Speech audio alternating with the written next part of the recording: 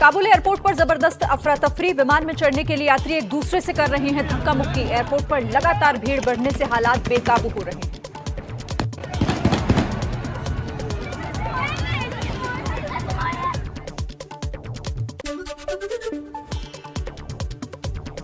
Airport पर यात्रियों में काबुल छोड़ने की मच रही है होड़। स्थानीय लोगों का आरोप है कि एयरपोर्ट के कर्मचारी एयरपोर्ट छोड़कर भाग रहे हैं।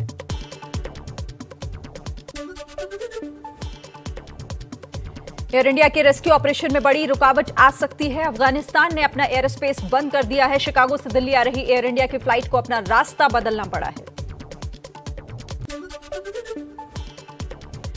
काबुल में फंसे लोगों को भारत लाने की तैयारी में है एयर इंडिया के विमान। सूत्रों के मुताबिक केंद्र सरकार ने एयर इंडिया के 2 विमानों को स्टैंड बाय मोड पर रखा है।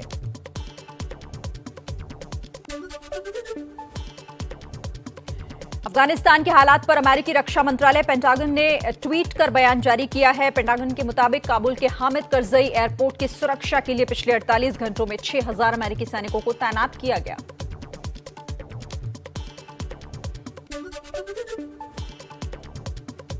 अफगानिस्तान के हालात पर कांग्रेस के प्रवक्ता रणदीप सुरजेवाला ने ट्वीट किया। कहा, अफगानिस्तान में स्थिति बेहद चिंताजनक। केंद्र से अफगानिस्तान में भारतीय नागरिकों की रक्षा की मांग की है।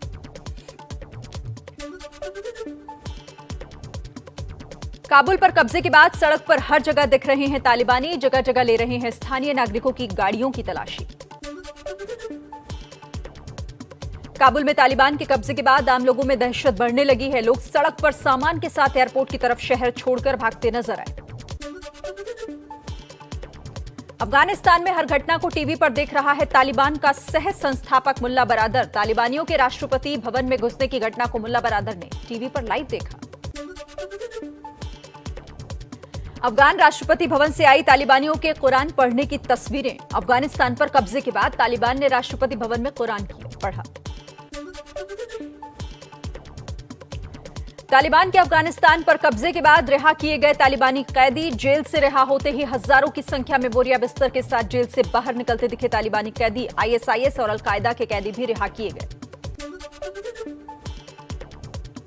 अफगानिस्तान के स्टार क्रिकेटर राशिद खान को परिवार की चिंता। इंग्लैंड के क्रिकेटर केविन पीटरसन ने किया खुलासा। कहा, राशिद परिवार को अफगानिस्तान से निकाल नहीं पा रहे हैं। भारत में अफगानिस्तान दूतावास का आधिकारिक ट्विटर अकाउंट हैक होने का दावा। एम्बेसी के प्रेस सचिव अब्दुल्ला आजाद ने दी हैक होने की जानकारी।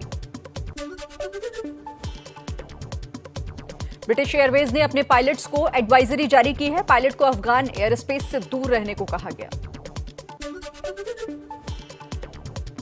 काबुल पर कब्जे के बाद तालिबान के नेता मुल्ला अब्दुल गनी बरादर का बयान। कहा, हम एक ऐसी जीत पर पहुंचे हैं जिसकी उम्मीद नहीं थी। अल्लाह के सामने विनम्रता दिखानी चाहिए। अब ये परीक्षा का समय है।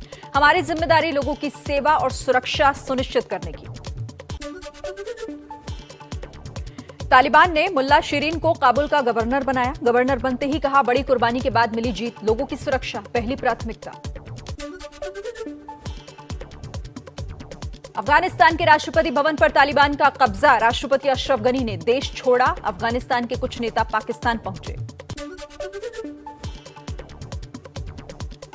काबुल पर कब्जे के बाद तालिबान के नेता मुल्ला अब्दुल गनी बरादर का बयान। कहा, हम एक ऐसी जीत पर हैं जिसकी उम्मीद नहीं की थी। अफगान राष्ट्रपति अशरफ गनी और उपराष्ट्रपति कोर टीम के साथ देश छोड़कर कजाकिस्तान पहुंचे। गनी ने कहा, खून खराबा रोकने और शांति के लिए देश छोड़ने का फैसला लिया। तालिबान से सभी को साथ लेकर चलने की अपील की। रक्षा मंत्री बिस्मिल्लाह खान मोहम्मदी भी संयुक्त अरब अमीरात भागे। लगाया बड़ा आरोप। कहा, राष्ट्रपति अशरफ गनी ने हमारे हाथ बांधकर हमें बेचा। अफगानिस्तान में उच्च परिषद राष्ट्रीय सुलह के प्रमुख अब्दुल्ला ने लोगों से शांत रहने और अफगान सुरक्षा बलों से सुरक्षा सुनिश्चित करने में सहयोग की अपील की। काबुल पर कब्जे के बाद तालिबान का बयान। कहा, लूट और अराजकता रोकने के लिए काबुल में घुसे। पहले तालिबान ने जबरन काबुल में ना घुसने का ऐलान किया था। अफगानिस्तान के हालात पर संयुक्त राष्ट्र ने जताई चिंता। स्थिति की समीक्षा के लिए आज संयुक्त राष्ट्र सुरक्षा परिषद की बड़ी बैठक। तालिबान ने अब्दुल्ला, हामिद करजई, उस्ताद सैयफ, गुलबुद्दीन हिकमतयार और अन्य पूर्व वरिष्ठ अधिकारियों को सुरक्षा का आश्वासन दिया। ये सभी लोग फिलहाल अफगानिस्तान में ही हैं। अफगानिस्तान के पूर्व राष्ट्रपति हामिद करजई का बड़ा बयान, कहा मैं देश छोड़कर नहीं जा रहा हूं, लोगों से घरों में रहने की अपील की। अफगानिस्तान में अमन बहाली के लिए कमेटी बनाई गई। पूर्व राष्ट्रपति हामिद करजई अगुवाई करेंगे। ए अब्दुल्ला और गुलबुद्दीन हिकमतयार भी कमेटी में शामिल होंगे। सूत्रों के मुताबिक अफगानिस्तान की नई सरकार पूर्ण तालिबानी सरकार नहीं होगी। उच्च परिषद राष्ट्रीय सुलह के प्रमुख अब्दुल्ला अब्दुल्ला के नेतृत्व में अंतरिम सरकार बनेगी। काबुल की सुरक्षा के लिए तमाम इलाकों में तालिबानी सुरक्षा बल तैनात। कई इलाकों में चोरी और लूट की भी खबरें हैं। तालिबान ने कहा जल्द इस शहर में सुरक्षा बहाल होगी। काबुल में तालिबानियों ने 3 नागरिकों को गोली मारी। कहा चोरी करके भाग रहे थे, कोई भी चोरी करेगा तो सजा मिलेगी। काबुल एयरपोर्ट पर फायरिंग के बाद अफरा तफरी का माहौल। अमेरिका ने अपने नागरिकों से एयरपोर्ट जाने से मना किया। कहा सुरक्षित जगहों पर शरण लें। काबुल में नाइट कर्फ्यू लगाया गया। लोगों में घरों में ही रहने की अपील की गई है लोगों से। अफगानिस्तान के गृह मंत्रालय के मुताबिक रात के 9 बजे के बाद घरों से निकलने वालों को चोर माना जाएगा। तालिबान के कब्जे के बाद काबुल में लोगों में दहशत। बैंकों में लोगों की भारी भीड़ उमड़ी। बाहरी इलाकों में दिन भर हुई हिंसा के बाद 40 लोग अस्पताल में भर्ती। कई लोगों की हालत गंभीर। अफगानिस्तान के हेलमंद शहर में सड़क किनारे पड़ी दिखी लाशें। स्कूटी, बाइक और कारों में सवार दिखे तालिबानी, साइकिल पर आम लोग। काबुल पर कब्जे के बाद तालिबानियों ने कैदियों को रिहा किया। पुलचरखी जेल से कैदियों के उन्हें छोड़े जाने का एक वीडियो भी सामने आया है। काबुल एयरपोर्ट से सभी यात्री उड़ानों पर रोक, सिर्फ सैनिक उड़ानों को ही इजाजत होगी। नाटो ने जारी किया है आदेश। अमेरिका ने काबुल एयरपोर्ट पर शिफ्ट किया दूतावास। एयरपोर्ट पर फायरिंग के बाद अमेरिका ने अपने नागरिकों से एयरपोर्ट जाने से मना किया है। कहा सुरक्षित जगहों पर जाएं। वॉशिंगटन में व्हाइट हाउस के बाहर राष्ट्रपति जो बाइडेन के खिलाफ प्रदर्शन। लोगों ने जो बाइडेन पर अफगानिस्तान के लोगों को धोखा देने का आरोप लगाया। इटली ने अफगानिस्तान से अपने दूतावास के अधिकारियों और कर्मचारियों को वापस बुलाया। दूतावास से हेलीकॉप्टर से काबुल एयरपोर्ट जाते दिखे अधिकारी। जर्मनी ने काबुल में अपना दूतावास बंद किया। जर्मन सेना के 30 कमांडो दूतावास के कर्मचारियों और नागरिकों को लेने काबुल पहुंचे। तालिबान को लेकर दुनिया में खलबली। रूस अमेरिका भिड़े। रूस ने कहा अमेरिका के नाकाम प्रयोग का नतीजा है ये।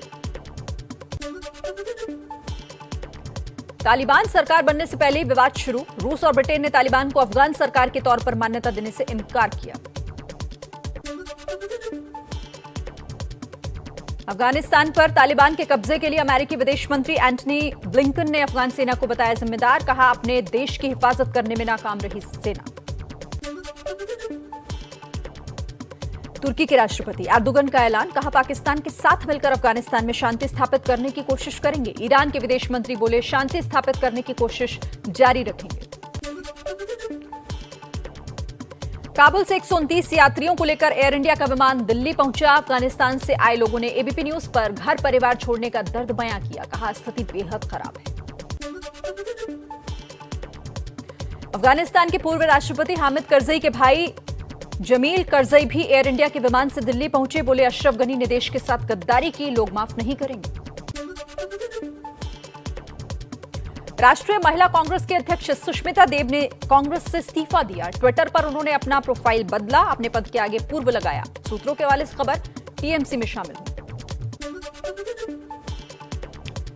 कथित जासूसी कांड पर केंद्र सरकार ने सुप्रीम कोर्ट में अपना जवाब दाखिल किया। अपने 2 पन्ने के हलफनामे में केंद्र सरकार ने जासूसी के आरोपों से इनकार किया है।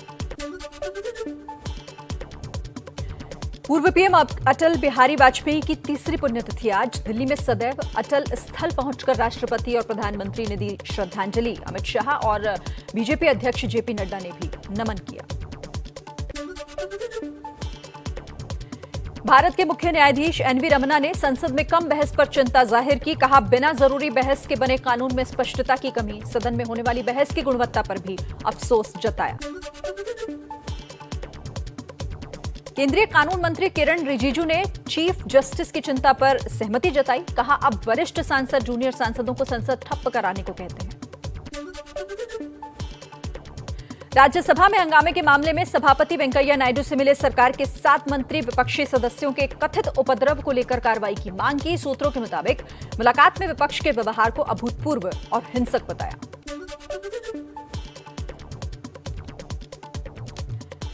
आज से बीजेपी की जन आशीर्वाद यात्रा। केंद्रीय मंत्री अलग अलग इलाकों में सरकार की योजनाओं का प्रचार प्रसार करेंगे। केंद्र सरकार के मंत्री 212 लोकसभा क्षेत्रों में 19,567 किलोमीटर की यात्रा करेंगे। बीजेपी के जन आशीर्वाद यात्रा के मुकाबले अखिलेश यादव के साथियों की भी यात्रा। महान दल और जनवादी सोशलिस्ट पार्टी आज से बीजेपी हटाओ देश बचाओ यात्रा शुरू करने जा रही है। बलिया और पीलीभीत से इसका आगाज होगा।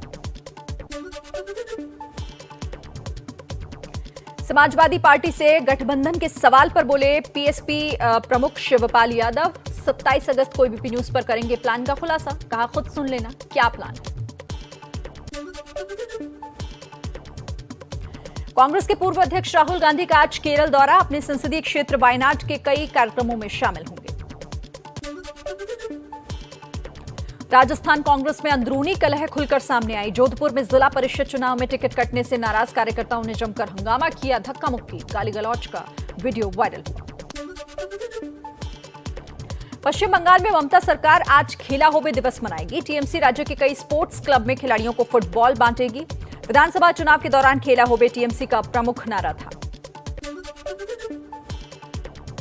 केंद्रीय मंत्री नितिन गडकरी के सीएम उद्धव ठाकरे को लिखी चिट्ठी पर महाराष्ट्र राजनीति में हड़कंप। शिवसेना पर एनएचएआई के काम में दखल देने का आरोप।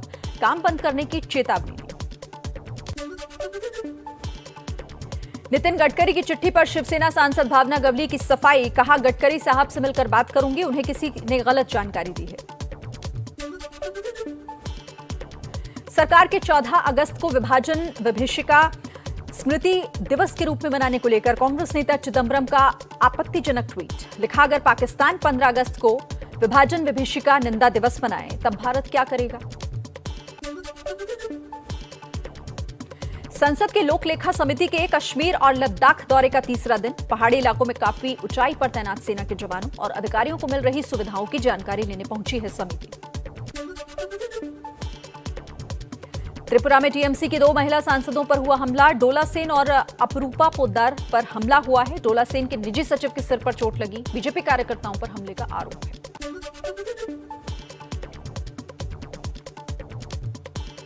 टीएमसी की सांसदों पर हमले के विरोध में सड़कों पर उतरे पार्टी कार्यकर्ता। अगरतला में गांधी जी की प्रतिमा के सामने प्रदर्शन किया। मेघालय में एक उग्रवादी की मौत के बाद हिंसा भड़क गई। उग्रवादियों ने पुलिस के एक वाहन को छीनकर आग के हवाले कर दिया। शिलांग में कर्फ्यू। 48 घंटे के लिए मोबाइल और इंटरनेट सेवा बंद की गई है। पंजाब में 20 करोड़ का अनाज घोटाला। कांग्रेस विधायक मदन लाल जलालपुर के इंस्पेक्टर भांजे जसदेव पर आरोप लगा है। जसदेव सिंह लापता। जांडियाल गुरु के 8 गोदामों का इंचार्ज था।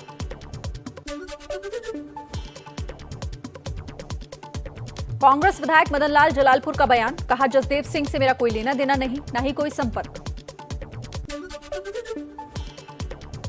आजादी की 75वीं वर्षगांठ पर बिना नाम लिए पीएम मोदी का चीन और पाकिस्तान पर निशाना। कहा आतंकवाद और विस्तारवाद को भारत दे रहा है करारा जवाब।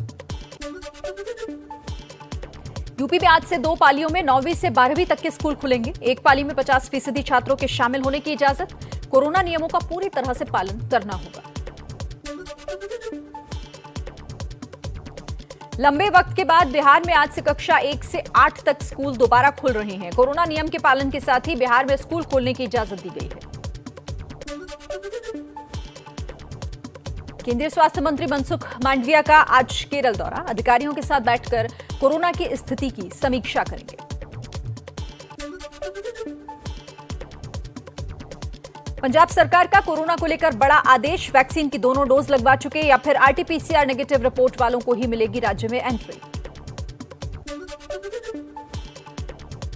मुंबई की लाइफलाइन लोकल ट्रेन सेवा बहाल। वैक्सीन की दोनों डोज ले चुके लोगों को ही यात्रा की इजाजत है। बाढ़ से यूपी का हुआ बुरा हाल। वाराणसी में गंगा नदी उफान पर। नदी किनारे के इलाके अभी भी पानी में डूबे हुए हैं। कई घाट अभी भी पानी में समाये हुए हैं। बाढ़ से यूपी में लोगों का बुरा हाल है। श्रावस्ती में कई गांवों में बाढ़ का पानी घुस गया है। पानी के बीच घरों में कैद हैं लोग। नाव के जरिए लोगों को सुरक्षित जगहों पर पहुंचाया जा रहा है। गोरखपुर में घाघरा नदी और रोहिन और राप्ती खतरे के निशान के पार है। निचले इलाकों में मंडराने लगा है खतरा। 24 से 48 घंटे में खतरे के निशान को पार कर जाएगी राप्ती नदी। 30 से 40 गांव इससे प्रभावित हो सकते हैं। 7 गांव में नाव को तैनात किया गया है। बिहार में बाढ़ से हालात लगातार खराब होते जा रहे हैं। कैमूर में कर्मनाशा नदी का पानी रेस्क्यू सेंटर में घुसा। कई सरकारी दफ्तर में भी घुसा बाढ़ का पानी।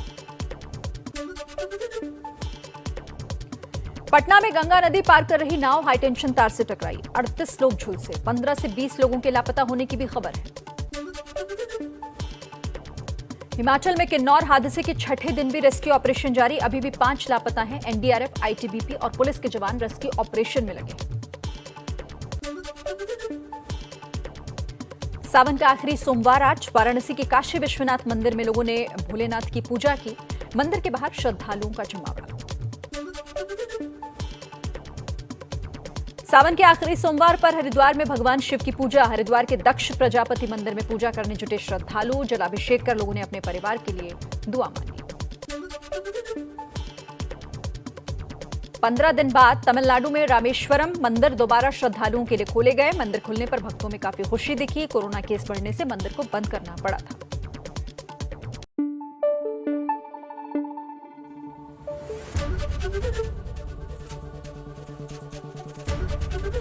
एबीपी न्यूज आपको रखे आगे।